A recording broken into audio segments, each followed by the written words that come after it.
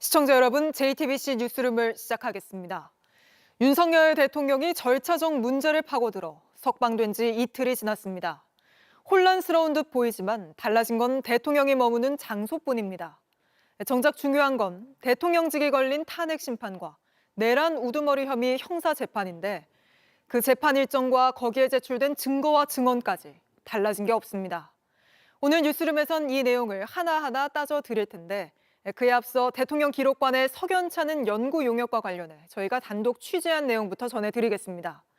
대통령 기록물의 비공개, 그러니까 안 보여주는 기준을 보완하겠다는 움직임입니다. 저 소식 김한수 기자가 단독 보도합니다. 윤석열 대통령 취임 직후인 2022년 6월과 9월 대통령 기록관이 발주한 연구 용역입니다. 대통령 기록물 적극적 공개를 위해 비공개 정보 세부 기준을 개편하겠다고 적었습니다. 윤 대통령이 후보 시절 집권하면 서해피살 공무원 사건 관련 자료를 공개하겠다고 약속한 데 따른 후속 조치로 보입니다. 그 자초지점의 모든 경위 이런 것이 국민들에게 공개가 돼야 돼요. 그러나 지난달 24일 발주한 연구 용역은 성격이 180도 달라졌습니다. 이날은 윤 대통령 최후 변론 하루 전날입니다. 사업명은 대통령 기록물 공개 재분류 연구 용역, 비공개 대상 세부 기준을 분석하고 재정비하겠다고 적혀 있습니다. 적극적 공개란 말은 사라졌고 대통령 기록물 비공개 세부 기준에 대상, 기준, 범위, 사례 등을 상세히 수정하고 보완하라는 지시가 적혀 있습니다. 또 비공개 대상 정보 가운데 공개로 재분류된 사례를 검토하고 분석하라는 지시도 써 있습니다. 최종적으론 비공개 세부 기준을 재정비하겠다고도 합니다. 오직 대통령 기록물 비공개 세부 기준에만 초점을 맞춘 연구 영역은 현 정부 들어 이번이 처음입니다. 비공개 기준을 세부화할 때 적극적 공개를 전제로 하지 않으면 공개가 오히려 축소될 수 있다라는 것에는 동의해요. 적극적 공개라고 하는 것을 빼버린 것은 그것을 포기한 것과 다름없다. 대통령 기록관 측은 매년 실시하는 실무적 차원의 용역이며 결과를 정해둔 연구는 아니라고 했습니다.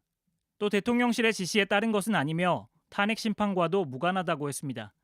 JTBC 김한수입니다. 지금부터는 윤석열 대통령 석방 관련 보도로 이어가겠습니다.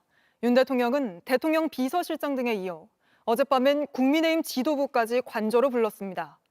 마치 복귀한 듯 참모진과 여당을 접촉하고 있는 건데 또다시 관저 정치로 지지 세력을 뭉치게 하려는 건지 우려가 커집니다. 최연수 기자입니다. 어제 저녁 국민의힘 권영세 비대위원장과 권성도 원내대표가 대통령 관저를 찾았습니다. 윤 대통령은 저녁 8시부터 30분간 이들과 차를 마시며 그 사이 당을 잘 운영해줘서 고맙다는 인사를 건넸습니다. 대화는 지난 일에만 머무르지 않았습니다. 또 우리 당을 우리 지도부가 잘 이끌어 나가달라 그런 당부가 있었습니다. 향후 일정에 대한 구체적인 이야기는 없었지만 혹시 윤 대통령이 앞으로 집회에 참석하신다는 그런 얘기는 일체 없으셨고요. 아무래도 오랫동안 수감 생활을 하셨으니까 당 지도부로서도 건강 상태가 어떠신지도 좀 확인하고 또 찾아뵙는 게 도리라고 생각을 하셨던 것 같아요. 그래서 크게 심각하거나 이런 얘기가 있었던 건 아니고. 대통령과 여당 의원들 사이 소통은 이어질 전망입니다. 서로 못 만날 이유는 없겠지요. 대통령이 석방되자 국민의힘은 더 뭉치는 모습입니다. 의원들 단체 대화방에서는 구속 취소를 규탄하고 탄핵을 촉구하는 민주당에 대한 맞불 작전으로 처리한 농성을 하자는 의견이 나왔습니다. 내일 의원총회를 열어 당 차원의 장외투쟁에 나설지 논의합니다. 윤상현, 조배숙 의원 등 강경하게 나서겠다는 의원들도 적지 않습니다. JTBC 최연수입니다. 이런 가운데 오늘 심우정 검찰총장이 수사팀 반발에도 석방 지휘를 지시한 이유를 직접 설명하고 나섰습니다. 즉시 항고해서 또 다른 위헌 소지를 불러일으키는 건 맞지 않다. 이렇게 생각했다고 밝혔습니다. 하지만 현직 부장판사조차 이번 법원 판단에 유감을 표하며 이런 중대한 논란이 존재하는데도 검찰은 즉시 항고조차 하지 않았다고 비판했습니다. 박현주 기자입니다. 심우정 검찰총장은 적법 절차 원칙에 따랐다고 말했습니다. 즉시 항고를 하여 또 다른 위헌 소지를 불러일으킬 것은 맞지 않다고 생각했습니다. 헌법재판소는 보석이나 구속 집행정지를 법원이 인용하면 즉각 풀어줘야 하는데 집행정지 개념의 직시항고는 결론이 나기 전까지 계속 구속을 유지하기 때문에 위헌이라고 봤습니다. 검찰은 구속 취소도 비슷한 제도여서 위헌이 날 경우 향후 재판에서 더 큰 문제가 발생할 수 있다고 본 겁니다. 심 총장은 구속기간을 일수가 아닌 시간으로 산정한 것은 수긍하기 어렵다면서도 구속기간 산정 방식은 구속 신문제도가 도입된 이후 오랫동안 형성돼 온 법원 검찰의 실무 관행입니다. 직시항고가 아닌 본안 재판에서 다투겠다고 했습니다. 하지만 검찰이 상급심 판단을 포기한 것에 대해 비판이 이어지고 있습니다. 김도균 부장판사는 구속 취소 유감이란 제목의 글을 통해 현재 구속기간 계산은 법리적으로 타당하다며 검찰은 무슨 연고인지 형사 절차상 매우 중대한 논란이 존재함에도 직시항고조차 하지 않았다고 지적했습니다. 그러면서 구속기간은 10일로 정해져 있을 뿐이지 240시간으로 규정돼 있지 않다며 이번 중앙지법의 결정은 직시항고를 통해 취소되고 그로 인해 혼선이 정리됐어야 했다고 했습니다. 구속 취소 이후 증거인멸 우려가 부각되고 정치 혼란이 가중되며 직시항고 포기에 대한 의문이 커지고 있습니다. JTBC 박현주입니다. 윤 대통령 구속이 취소됐지만 법조계에선 탄핵 심판도 내란 혐의도 달라질 건 없다는 지적이 나옵니다. 헌법재판관들이 머리를 맞대는 평의를 오늘부터 매일 진행하기로 하면서 조만간 탄핵 여부가 결론 날 걸로 보입니다. 먼저 김태형 기자입니다. 헌법재판소는 윤석열 대통령의 탄핵 심판과 관련해 오늘부터는 매일 오후 2시에 재판관 평의를 열 계획인 것으로 파악됐습니다. 윤 대통령의 구속 취소와는 무관하게 되레 속도를 내고 있는 겁니다. 헌법 전문가들은 구속 취소는 탄핵 심판에 큰 영향을 주지 않을 것이라고 분석합니다. 우선 유무죄를 다투는 형사재판과 징계 여부를 판단하는 탄핵 심판은 성격 자체가 다르다는 겁니다. 탄핵 심판은 구속하고 전혀 심판 대상이 다릅니다. 왜냐하면 탄핵 심판은 이번 12.3 비상계엄이 헌법상 권한을 일탈했는지 안 했는지 여부가 핵심이잖아요. 결국은 헌재가 탄핵 심판을 인용이든 기각이든 결정하는데 피청구인의 구속 취소가 큰 영향이 없다라는. 특히 구속 취소 사유인 구속기한 문제와 공수처의 불확실한 수사권 문제도 헌재의 탄핵 심판과는 관련 없이 벌어진 일입니다. 헌재에 제출된 증거도 공수처가 아닌 검찰과 경찰의 수사 기록들입니다.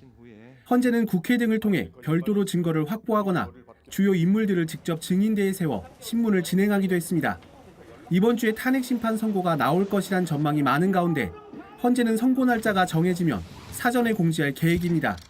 JTBC 김태형입니다. 네, 계속해서 JTBC가 새롭게 취재한 내용 전해드리겠습니다. 김용현 전 장관은 지난해 4월 총선 무렵 경기특수란 이름의 사조직을 부활시켰습니다. 여기에 여인영, 곽종근, 이진우 등 내란 사태의 핵심들을 불러 모았는데 이때부터 구체적인 내란 모의가 시작된 게 아니냐는 분석입니다. 여도현 기자의 단독 보도입니다. 경기특수모임은 경호처, 지금은 방첩사가 된 기무사, 특전사, 수방사 앞글자를 딴 것인데 전두환 군사정권 때인 1980년대 만들어졌습니다. 주재자는 지금의 경호처장인 경호실장이었습니다. 여인영 전 방첩사령관은 검찰 수사에서 경기특수모임이 총선 무렵인 4월 즈음 부활했다고 진술했습니다. 당시에 김용현 전 국방부 장관이 경호처장으로 있었는데 경호처장 공관에서 당시 방첩사령관과 곽종근 특수전사령관, 이진우 수방사령관이 경기특수모임을 가졌다는 겁니다. 80년대 경호처장이 주도하던 방식대로 모인 겁니다. 여 전 사령관은 경기특수는 문재인 정부 초기 한두 번 모임을 가졌지만 코로나 때 확 없어졌다고 했습니다. 그러면서 한민구 전 국방부 장관이 수방사령관을 할 때 찍은 경기특수 사진이 방첩사령부에 남아있다는 진술도 덧붙입니다. 경기특수모임의 3명 사령관은 12.3 내란 사태의 중요 임무 종사자 혐의를 받는 인물로 현재 모두 구속 상태입니다. 국회 출동과 국회의원 체포 등의 역할을 수행한 핵심 지휘부입니다. 그런데 이 시점은 윤석열 대통령이 김 전 장관에게 비상대권을 언급한 시점 3월 말 4월 초와 겹칩니다. 내란 우두머리와 2인자의 모의가 중요 임무 종사자, 즉 사령관들로 확대된 시점이 이때라는 의심이 나오고 있습니다. 곽종근 전 특수전사령관의 업무 수첩에도 수방, 특전, 방첩사는 한몸이란 메모가 나왔는데 곽 전 사령관은 자신이 부임하고 2주 정도 뒤에 당시 경호처장이었던 김 전 장관이 한 말이라고 진술했습니다.